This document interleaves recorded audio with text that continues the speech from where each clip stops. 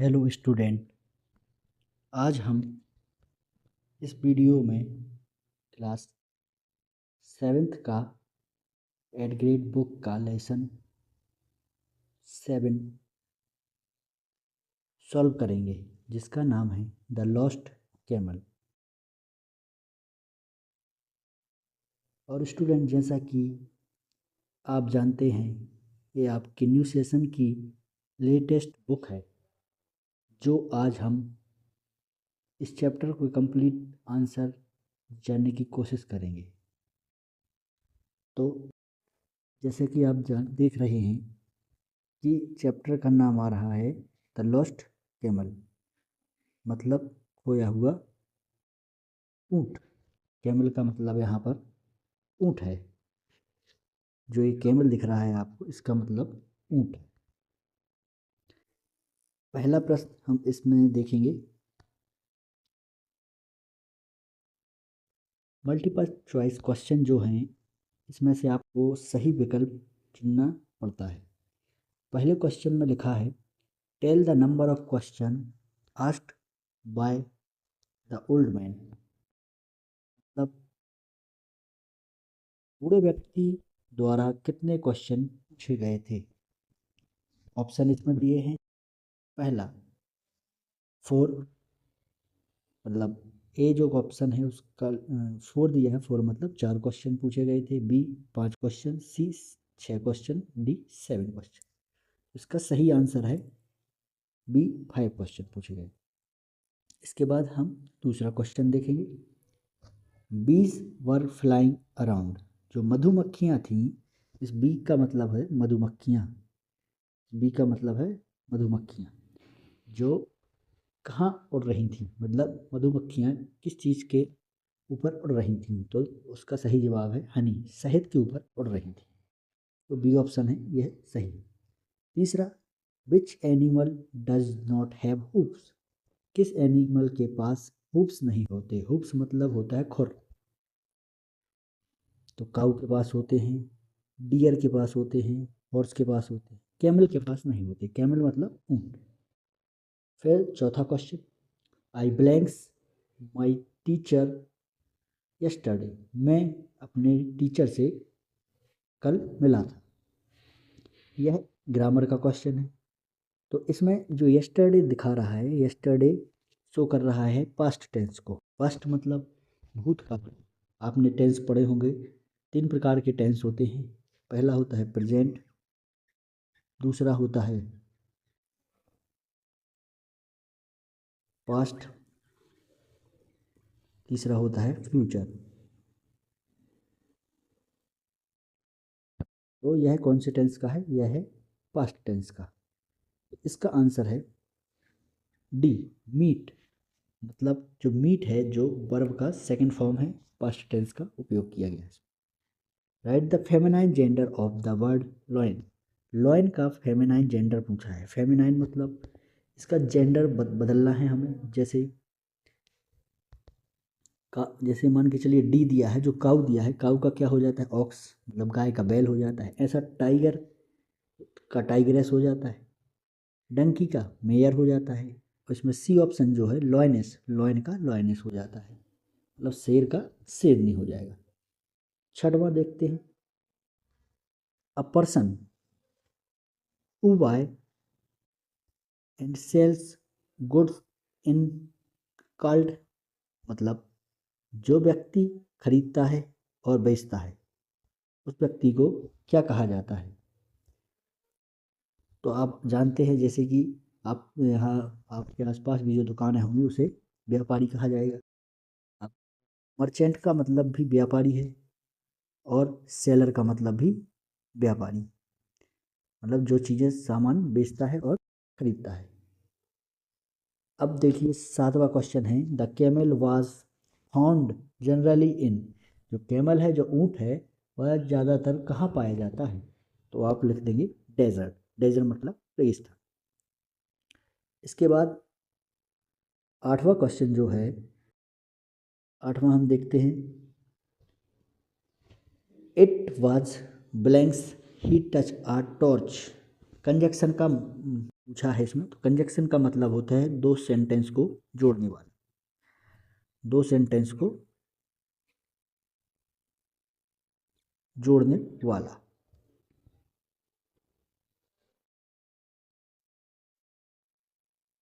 दो सेंटेंस को जोड़ने वाला, ठीक है। तो यहाँ पर सो है, जैसे इट वॉज अ डार्क, मतलब अंधेरा था, इसलिए ही टुक अ टॉर्च, इसलिए उसने टॉर्च ले ली। तो सो का जो मतलब आ रहा है यहाँ, वह क्या आ रहा है, इसलिए। ठीक है, अगला क्वेश्चन देखते हैं, question number 9। If he eat he if he eat junk food he blanks fall sick. इसमें कंडीशन बताई गई है, कंडीशन वाली सेंटेंस। मतलब अगर वह जंक फूड खाएगा, जंक फूड से मतलब है जो चीज़ें आप पिज़्ज़ा बर्गर मैगी वगैरह खाते हैं, वही चीज़ें जंक फूड के अंदर आती हैं। ठीक है, तो अगर वह जंक फूड खाएगा तो वह बीमार पड़ जाएगा। आपने देखा होगा जो लोग ज़्यादा जंक फूड खाते हैं वो ज़्यादा बीमार पड़ जाते हैं। तो इसमें क्या आ जाएगा, वुड। यह यहाँ पर एट जो है ये वर्ब का सेकंड फॉर्म, पास्ट की बात हो रही है। तो यहाँ पर भी विल की जगह वुड आएगा, क्योंकि यह भी पास्ट सेंटेंस टेंस की बात हो रही है। Question number 10। One who can not see is called. जो व्यक्ति को नहीं दिखता है, मतलब जो व्यक्ति देख नहीं सकता है, उसको क्या कहते हैं, ब्लाइंड। ब्लाइंड मतलब अंधा। अब अगले प्रश्न की ओर, very short answer type question, मतलब जो क्वेश्चन बहुत छोटे रूप में उत्तर दिए जाएं जिनके। Answer the following question in one word और इन वन सेंटेंस। निम्नलिखित प्रश्नों के उत्तर एक शब्द या एक वाक्य में दीजिए। तो आप जानते हैं, जैसे question number 11। whom did the merchant meet on the way। जो मर्चेंट थे, जो व्यापारी थे, वह रास्ते में उन्हें कौन मिला। तो मर्चेंट मतलब होता है क्या, व्यापारी। आपको पता है इस चैप्टर में मर्चेंट कितने थे, 2। जो दो मर्चेंट थे उन्हें सबसे पहले जब वह अपने ऊँट को ढूंढ रहे थे तो उन्हें रेगिस्तान में सबसे पहले एक बूढ़ा व्यक्ति दिखा। ठीक है, इसके बाद क्वेश्चन नंबर 12, जो 12वां प्रश्न है, why is camel called the ship of the desert. मतलब जो कैमल है, जो ऊँट है, उसको रेगिस्तान का जहाज क्यों कहा जाता है। शिप ऑफ द डेजर्ट का मतलब है, शिप मतलब होता है जहाज और डेजर्ट मतलब होता है रेगिस्तान। तो रेगिस्तान का जहाज क्यों कहा जाता है। तो इसका उत्तर हम देखेंगे, camel was sorry camel can walk easily on the sand. मतलब जो कैमल है, जो ऊँट है, वह आसानी से रेत पर चल सकता है। दूसरे जानवरों के मुताबिक वह बहुत ज़्यादा स्पीड में रेगिस्तान में चल सकता है, इसलिए उसे डेजर्ट का जहाज कहा जाता है। प्रश्न नंबर 13, मतलब क्वेश्चन नंबर 13 हम देखेंगे, the superlative degree of the adjective bad.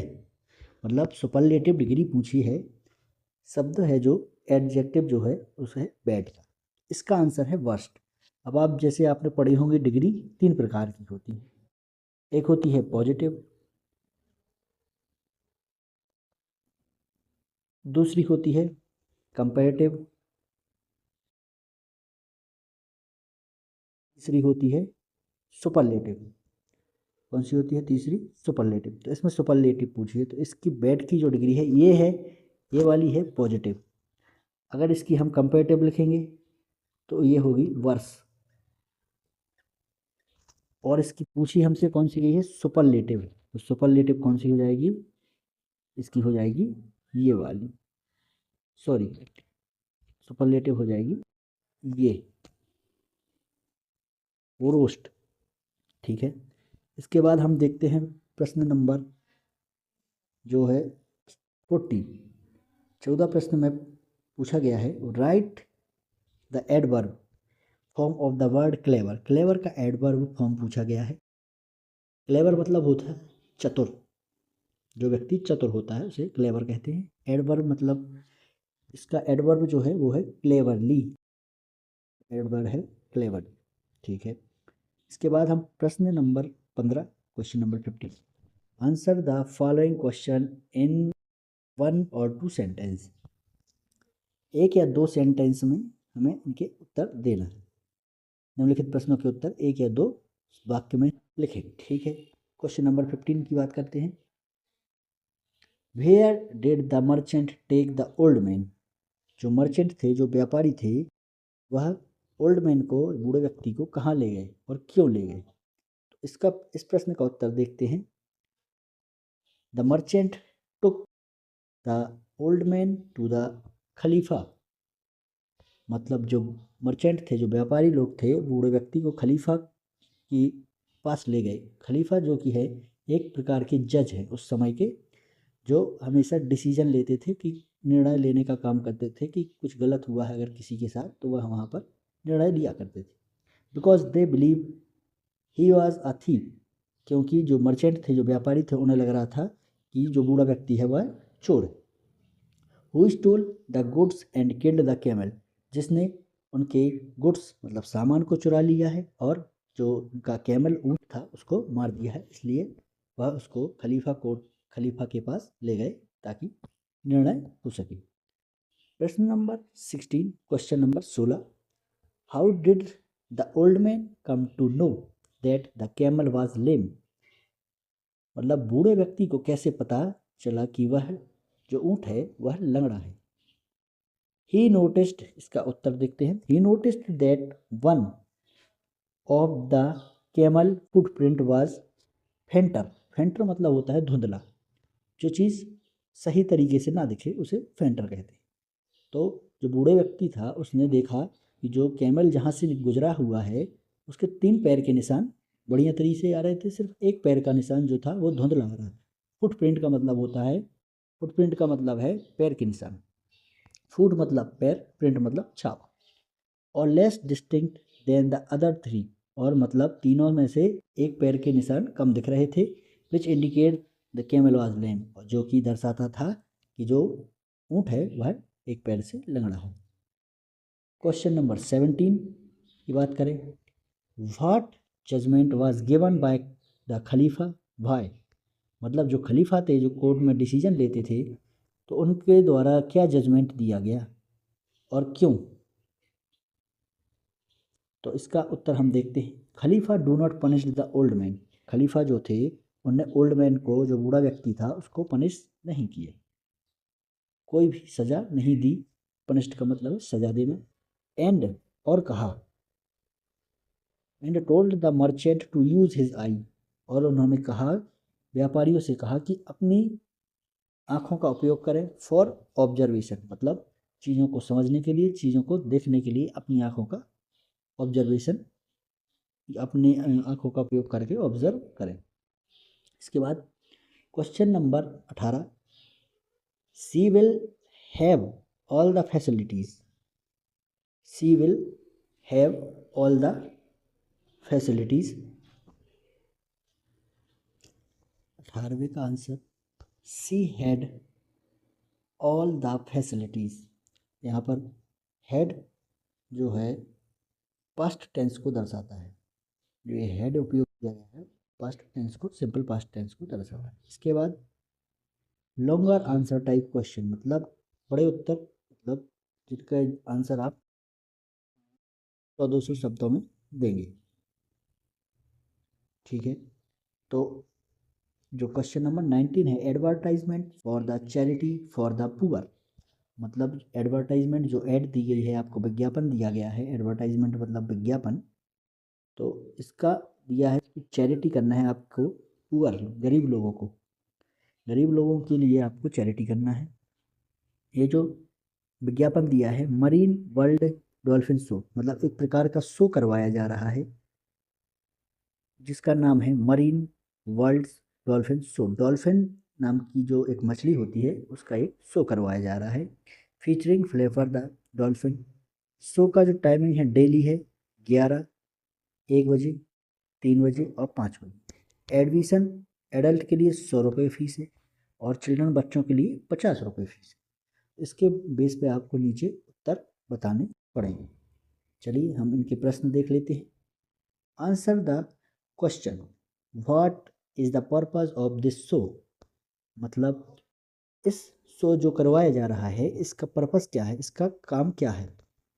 तो इसका उत्तर जो है टू रेज द फंड, मतलब पैसा इकट्ठा करना किस लिए, यहाँ पर आपने देखा था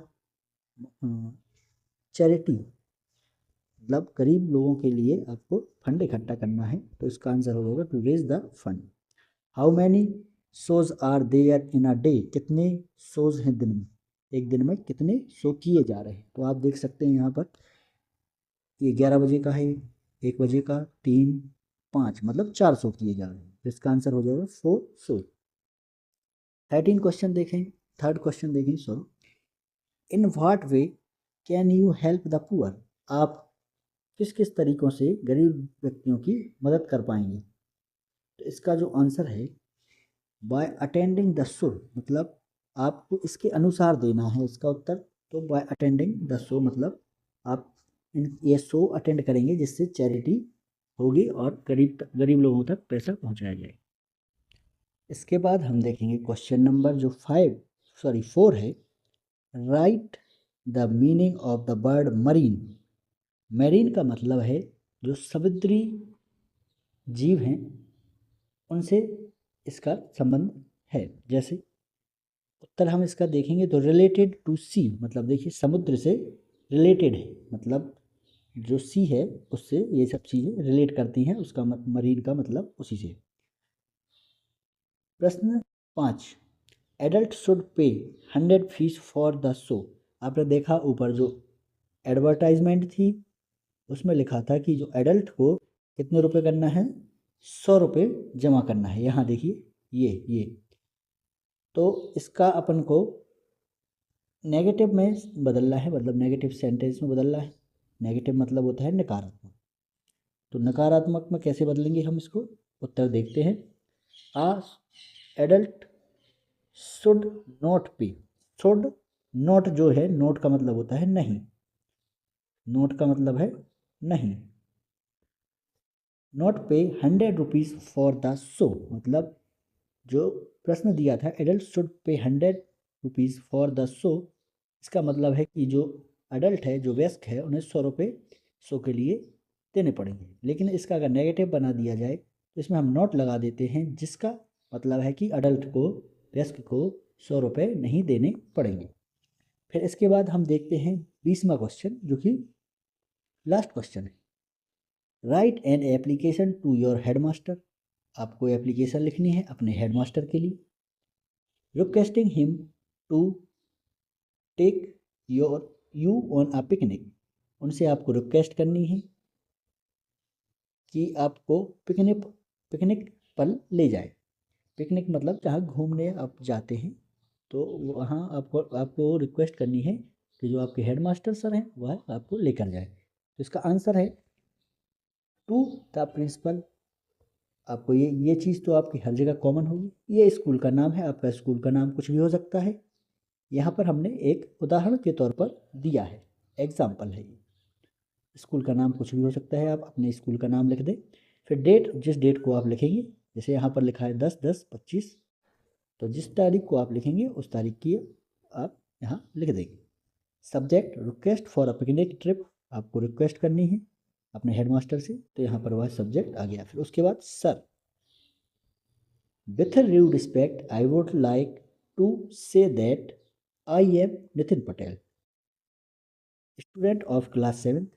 मतलब आप रिक्वेस्ट कर रहे हैं अपने हेडमास्टर सर से कि I would like to say that, मैं कहना चाहता हूँ, I am Nitin Patel class 7th student, मतलब मैं आपके ही स्कूल का विद्यार्थी हूँ, क्लास 7वीं में पढ़ता हूँ। मैं आपसे रिक्वेस्ट करता हूँ कि kindly request you to organise a picnic for our school, our 7th class.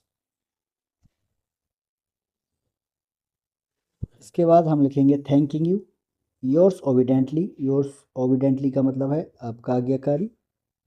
Name, अपना नाम, जैसे आपका नाम कुछ भी हो सकता है, यहाँ पर मैंने उदाहरण के तौर पर नितिन पटेल लिखा हुआ है। इसके बाद उसकी क्लास, जैसे उसकी कक्षा 7वीं है, और रोल नंबर 49। इस प्रकार से हमने यह चैप्टर कंप्लीट कर लिया है। आशा करते हैं आपको समझ में आया होगा, और